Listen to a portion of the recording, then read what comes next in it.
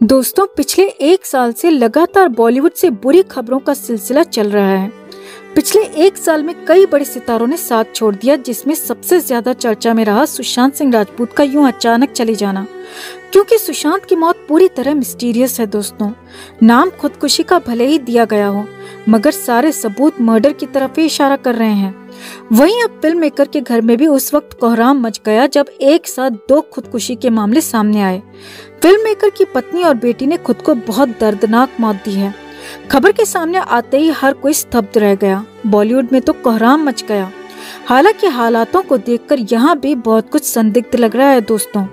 तो कौन है वो फिल्म मेकर और क्या हुआ उनकी पत्नी और बेटी के साथ, आपको बताते हैं सब। और कैसे यहाँ पर भी ये मामला संदिग्ध बन गया है, ये भी बताते हैं आपको। आप भी पूरी खबर सुनने के बाद बॉलीवुड की इस गंदगी पर कमेंट जरूर करें और बताएं कि आप इस पर क्या सोचते हैं। हमारी ताकत यूं ही बढ़ाते रहें। चैनल के साथ नहीं जुड़े हैं तो जुड़कर और इस खबर को ज्यादा से ज्यादा लाइक और शेयर भी जरूर करें। तो बॉलीवुड फिल्म मेकर संतोष गुप्ता की पत्नी और उनकी बेटी ने खुद को आग के हवाले कर दिया और अपनी जान दे दी। खबर के अनुसार संतोष गुप्ता की पत्नी और बेटी ने अंधेरी के एक उपनगरीय इलाके में खुद को जिंदा जला दिया। पुलिस घटना की जांच में तुरंत जुट गई। संतोष गुप्ता की पत्नी का नाम अस्मिता गुप्ता और बेटी का नाम सृष्टि गुप्ता बताया जा रहा है। खबरों की माने तो सब कुछ सामान्य था।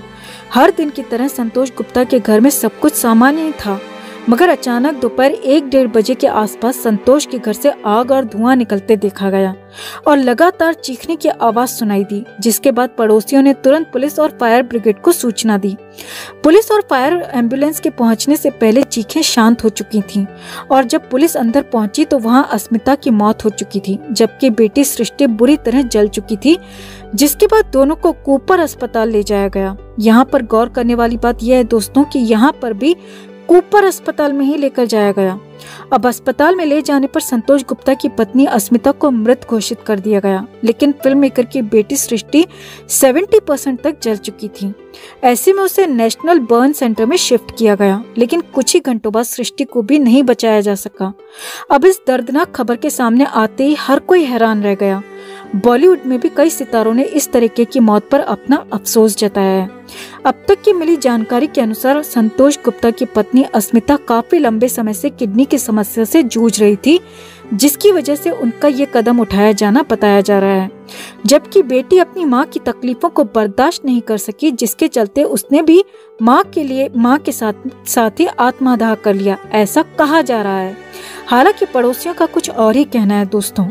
पड़ोसियों का कहना है कि अगर दोनों को मरना ही था तो ऐसा रास्ता क्यों चुना। वहां मौजूद कुछ लोगों का तो ये भी कहना है कि घर का दरवाजा बाहर से बंद कैसे हो सकता है, और सबसे बड़ी बात, खुद फिल्म मेकर घर में मौजूद नहीं थे। पड़ोसियों का कहना है कि पता नहीं आग उन दोनों ने लगाई या फिर किसी ने साजिश के तहत दोनों को मरवा दिया। हालांकि अभी तक इस मामले पर पुलिस ने किसी भी तरह की हामी नहीं भरी है। पुलिस दोनों ही एंगल से मामले की जांच कर रही है। पुलिस का कहना है कि हमने 2 अलग-अलग एक्सीडेंटल डेथ केस रजिस्टर किए हैं, जिनकी पड़ताल चल रही है। ऐसे में देखना होगा कि क्या ये वाकई हेल्थ इश्यू के कारण उठाया गया कदम था या फिर किसी ने साजिश के तहत उनके घर में आग लगवाई और दोनों की मौत हो गई। तो वाकई में ये मामला बेहद गंभीर है और हम भी चाहेंगे कि इस मामले की पड़ताल हो। अब देखना होगा कि अस्मिता और सृष्टि ने खुद को मारा या फिर उनके साथ किसी ने बहुत गंभीर और बेहद खतरनाक चालाकी से साजिश रची। तो यही है बॉलीवुड की गंदगी दोस्तों, जहां पर इस तरह की मौतों को खुदकुशी का नाम दे दिया जाता है।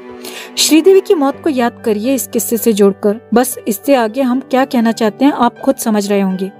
बॉलीवुड की ये दुनिया बाहर से जितनी चकाचौंध भरी है दोस्तों, अंदर से उतनी ही खोखली है।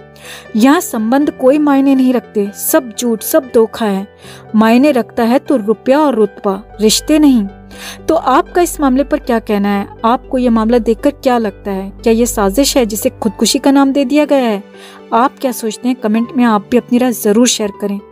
Justice for Sushant and all the innocent souls के लिए इस खबर को ज्यादा से ज्यादा लाइक और शेयर जरूर करें।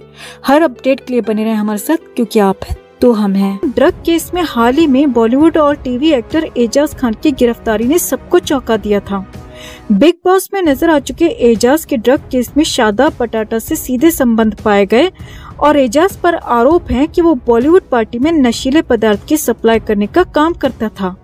अब इन्हीं आरोपों के आधार पर एनसीबी ने एजाज को अरेस्ट तो कर लिया, मगर अरेस्ट करने के बाद खुद एनसीबी की टीम बड़ी मुसीबत में आ गई है।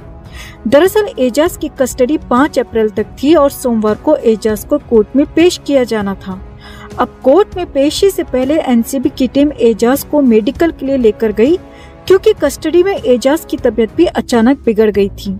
अब जब मेडिकल रिपोर्ट सामने आई तो एनसीबी के होश उड़ गए, क्योंकि 3-4 दिन तक पूरी तरह साथ रहने वाला एजाज कोरोना पॉजिटिव पाया गया। रिपोर्ट देखते ही एनसीबी अधिकारियों के होश फाख्ता हो गए और पूरे दफ्तर में अफरा तफरी मच गई। खुद समीर वानखेड़े भी एजाज के साथ रहे थे। अब ऐसे में पहले तो एजाज को तुरंत जेल से अस्पताल के कोरोना वार्ड में शिफ्ट किया गया और फिर फिलहाल ड्रग के नेक्सस के खिलाफ जांच को बीच में ही रोक दिया गया। अब खबर है कि एजाज को पहले पूरी तरह ठीक होने दिया जाएगा और उसी के बाद उसको कोर्ट में पेश किया जाएगा। वहीं इधर खबर ये आ रही है कि अब पहले एनसीबी की पूरी टीम का भी कोरोना टेस्ट होगा, जिसमें समीर वानखेड़े भी शामिल हैं। कोरोना रिपोर्ट आने के बाद ही जांच को फिर से आगे करने का फैसला लिया जाएगा। उन सभी अधिकारियों की जांच की जाएगी जिन्होंने एजाज खान से पूछताछ की थी या फिर एजाज खान के किसी भी तरह से संपर्क में आए थे, चाहे फिर वो अधिकारी हो या फिर ऑफिस का कोई भी स्टाफर, सभी का पहले कोरोना टेस्ट किया जाएगा। वैसे एजाज की गिरफ्तारी एनसीबी के लिए बड़ी सफलता मानी गई है दोस्तों। एजाज की निशानदेही पर एनसीबी एक्टर गौरव दीक्षित के घर पर भी रेड मारी थी, मगर गौरव भागने में कामयाब हो गए थे। यहाँ आपको बता दें कि एजाज कोई छोटा मोटा एक्टर नहीं है। एजाज ने रक्त चरित्र और नायक जैसी कई बड़ी फिल्मों में काम किया है। पिछले साल उन्होंने नोबेल पुरस्कार विजेता मलाला यूसुफजई के जीवन पर बनी फिल्म गुल मकई में भी काम किया था। छोटे पर्दे पर एजाज आखिरी बार एक माँ जो लाखों की बन गई अम्मा में नजर आए थे। एजाज को धारावाहिक दिया और बाती हम में भी देखा जा चुका है। इसके अलावा एजाज ने क्या होगा निम्मो का टीवी सीरियल से टीवी जगत में कदम रखा था। टीवी के बाद उन्होंने बॉलीवुड में काम किया और बॉलीवुड के बाद वो मलाला के जीवन पर बनी बायोपिक में भी काम कर चुके हैं। यानी एजाज के बॉलीवुड से लेकर हॉलीवुड तक बड़े संबंध हैं।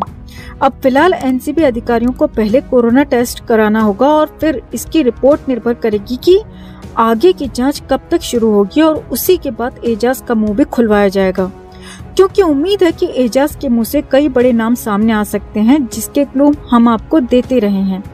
तो इसी को लेकर कई फैंस का कहना है कि हो सकता है इसमें भी उस बड़े बॉलीवुड स्टार की कोई साजिश हो, और अगर वाकई में एजाज को कोरोना हुआ भी है और उस वजह से जांच रोकी जा रही है, तब भी उस स्टार को अपने खिलाफ सारे सबूत मिटाने के लिए काफी वक्त मिल जाएगा।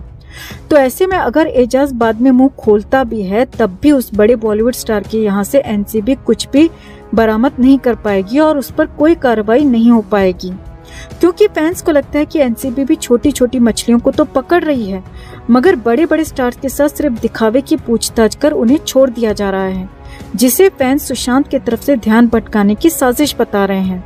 फैंस का ऐसा मानना भी लाजमी है, क्योंकि जिस तरह से दीपिका, सारा अली खान, श्रद्धा कपूर के नाम तो बाहर आए थे, पूछताछ का नाटक भी हुआ था, मगर कार्रवाई के नाम पर कुछ नहीं हुआ। तो ऐसे में इस बात की उम्मीद ना के बराबर ही है दोस्तों कि एजाज उस स्टार का नाम लेगा, और ले भी लेता है तो हमें नहीं लगता कि उसका कोई भी कुछ बिगाड़ पाएगा। ऐसे लोग कानून से बच सकते हैं, मगर उस ऊपर वाले से नहीं। और हमें ये नहीं भूलना चाहिए कि वो जनता ही है जिन्होंने ऐसे स्टार्स को उस मुकाम तक पहुंचाया है। तो जनता ही इन्हें पांव की धूल चटाकर अपना पावर भी दिखा सकती है।